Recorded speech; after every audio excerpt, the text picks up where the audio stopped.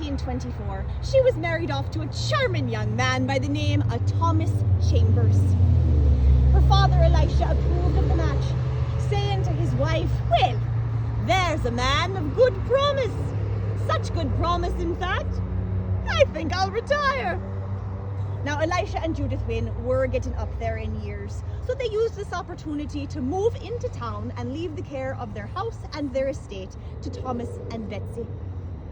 Now, at first, everything was fine. In fact, Betsy could be heard saying, "Oh, I'm so happy."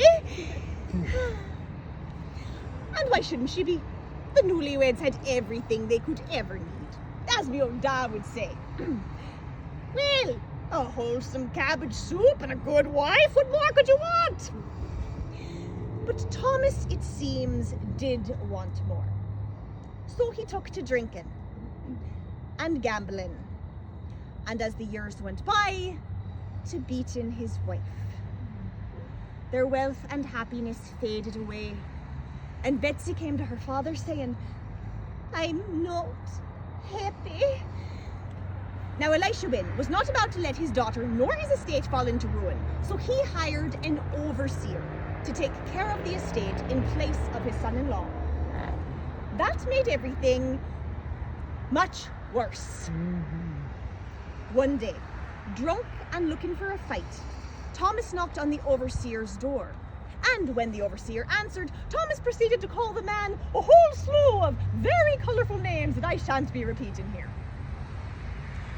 Thomas then challenged the overseer, telling him to come out into the yard and fight me like a man. And it is here that the overseer made a bit of a mistake. He laughed at Thomas. So Thomas pulled out a gun and shot the man dead. And then Thomas ran off to Texas, which at that time was not part of the United States. He left behind 6 dependent children and Betsy, who was pregnant with a 7th.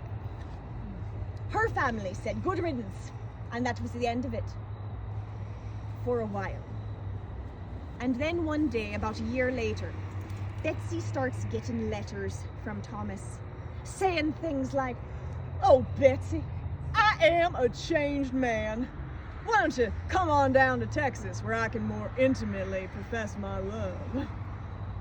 Betsy ignored these letters. Good for Betsy! But then, Thomas did something really aggravating.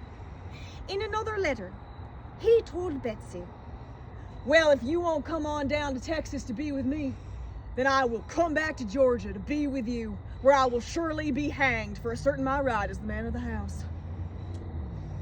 Kind-hearted Betsy, not wanting to be responsible for the death of her husband, even though he was a cad and a literal murderer, decided to go down to Texas, and she took 2 of their young children along with her.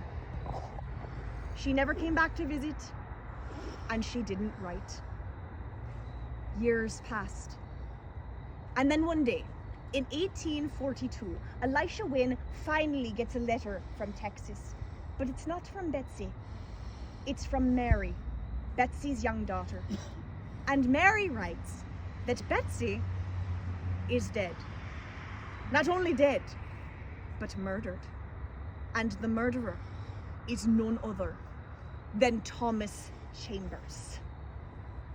Elisha Wynne wept. 3 days later, he was dead of a broken heart, and a group of men set out for Texas, determined to find Thomas Chambers and the children and bring them back to Lawrenceville. Well, they did find them, brought them back. Thomas was found guilty of the murder of the overseer, and he was executed for the crime in 1843. But he was never found guilty of killing his wife, because they never found her body. Where is Betsy Wynne Chambers? We'll probably never know. But you can guess that if she had been found, she would have been buried right here, beside the one man who ever truly loved her father, Elisha Wynne. Now, as my old dad would say, well, if you're looking for a friend without a fault, you'll be without a friend forever. But as I would say, maybe Betsy would have been better off without one. Now, let me introduce you to someone who is an actual gentleman. This way.